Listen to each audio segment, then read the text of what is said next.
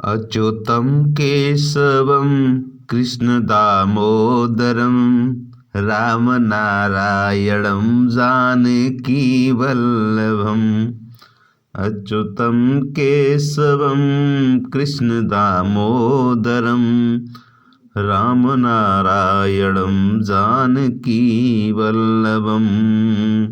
स्वागत है सभी भक्तों का, सभी दर्शक साथियों का आपके अपने YouTube channel Ramakrishna ji Shivam studio में।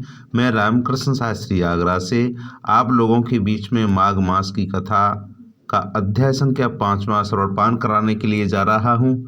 तो आशा करता हूं आपके ऊपर भगवान की अति कृपा बनी रहे और आप सभी स्वस्थ रहें और माँ भगवती लक्ष्मी आपकी मनोकामना पूरी करती रहें। आपके घर में सुख समृद्धि वैभव बढ़ता रहे और धर्म की तरफ आगे बढ़ते रहें। कल की कथा में आपने चौथे अध्याय की कथा में आपने श्रवणपान किया था।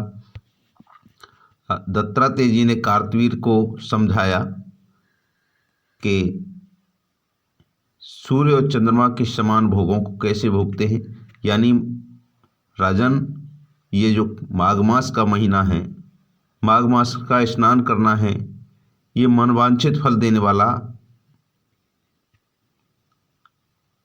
महीना है। और जो स्नान नहीं करते हैं वह सूर्य चंद्र के समान कैसे भोगों को भोग सकते हैं। यहाँ से आगे कथा का श्रवणपान कराएंगे। उससे पहले आपसे एक निवेदन करना चाहेंगे कि अभी तक आपने हमारा चैनल सब्सक्राइब नहीं किया हो तो please Ramkrishna ji Shivam studio channel को सब्सक्राइब करें और बेल की घंटी को प्रेस करके रखें, जिससे नोटिफिकेशन सबसे पहले आपको मिले। चलिए ज़्यादा समय नहीं लेते हुए माघ मास की कथा का प्रारंभ करते हैं। श्री दत्तात्रेय जी कहते हैं कि हे राजन, यह प्राचीन वृतांत सुनाता हूँ। भृगुवंश में ऋषि का नाम की एक विधवा ब्राह्मणी थी जो बालकाल में ही विधवा हो गई थी। वह रेवा नदी के किनारे विंध्य पर्वत के नीचे तपस्या करने लगी। वह जितेंद्रिय, सत्यवक्ता, सुशील, दानशीला तथा तप करके देह को सुखाने वाली थी। वह अग्नि में आहुति देकर उच्च वृत्ति द्वारा छठे काल में भोजन करती थी। वह बलकल धारण करती और संतोष से अपनी जीवन व्यतीत करती थी।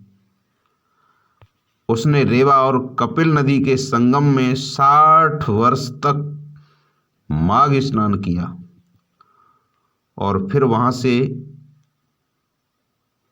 वहां पर ही वह मृत्यु को प्राप्त हो गई। माघ मास के फल से वह दिव्य 4000 वर्ष तक विष्णु लोक में वास करके सुंद और उपसुंद दैत्यों का नाश करने के लिए ब्रह्मा द्वारा तिलोत्तमा नाम की अप्सरा ब्रह्मलोक में उत्पन्न हुई। वह अत्यंत रूपवती, गान विद्या में अति प्रवीण, मुकुट कुंडल से शोभायमान थी। उसका रूप, यौवन और सौंदर्य देख करके ब्रह्मा जी चकित हो गए। वह कुमारी तिलोत्तमा रेवा नदी के पवित्र जल में स्नान करके वन में बैठी थी। तब सुंद और उपसुंद के सैनिकों ने चंद्रमा के समान रूपवती को देख करके राजा सुंद और उपसुंद से उसके रूप की शोभा का वर्णन किया और कहने लगे कि कामदेव को लज्जित करने वाली ऐसी परम सुंदरी स्त्री को हमने कभी नहीं देखा, आप भी चल करके देखें।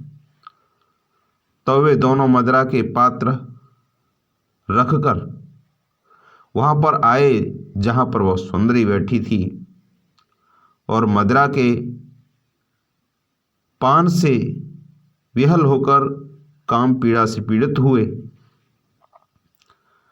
और दोनों ही आपस में उस स्त्री रत्न को प्राप्त करने के लिए विवादित करने लगे, विवादग्रस्त हुए और फिर आपस में युद्ध करते हुए वहीं समाप्त हो गए। तब उन दोनों को मरा हुआ देखकर उनके सैनिकों में बड़ा कोलाहल मचा और तब तिलोत्तमा कालरात्रि के समान उनको पर्वत से गिराती हुई दसों दिशाओं को प्रकाशमान करती हुई आकाश में चली गई और देव कार्य सिद्ध करके ब्रह्मा के सामने आई। तो ब्रह्मा जी ने प्रसन्नता से जो कहा कि हे चंद्रवदनी में तुमको सूर्य के रथ पर स्थान दिया, जब तक आकाश में स्थित है सूर्य रथ नाना प्रकार के भोगों को भोगो। सो हे राजन वह ब्राह्मणी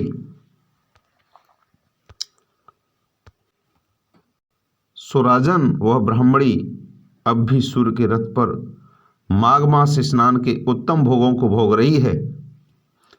इसलिए श्रद्धावान पुरुषों को उत्तम गति पाने के लिए यत्न के साथ माघ मास में विधि पूर्वक स्नान करना चाहिए।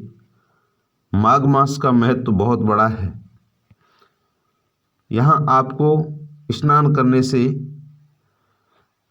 जो आपने ये कथा सुनी इसका निष्कर्ष समझ में आया कि आज भी तिलोत्तमा नाम की अप्सरा सूर्य के रथ पर भोग भोगती है। तो यहाँ तक ये कथा समाप्त हुई। इत पद्म पुराण अंतर्गत 5वां अध्याय समाप्त। मिलते हैं 6ठे अध्याय की कथा में, 6वें दिन की कथा में। तब तक के लिए जय श्री राधे कृष्णा, जय श्री श्याम। और आपसे निवेदन करना चाहूँगा, अभी तक आपने चैनल को सब्सक्राइब नहीं किया हो तो प्लीज़ चैनल को सब्सक्राइब करें। जय हिंद, जय भारत, वंदे मातरम, श्री राधे कृष्णा। और हमारे YouTube चैनल पर और भी नई नई वीडियो आने वाली हैं। गुप्त नवरात्रि की,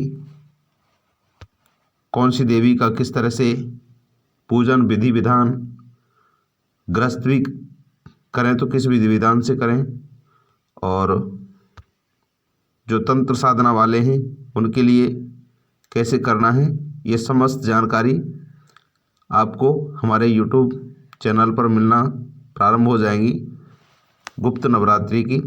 तो चलिए, आपने कीमती समय दिया, बहुत बहुत धन्यवाद।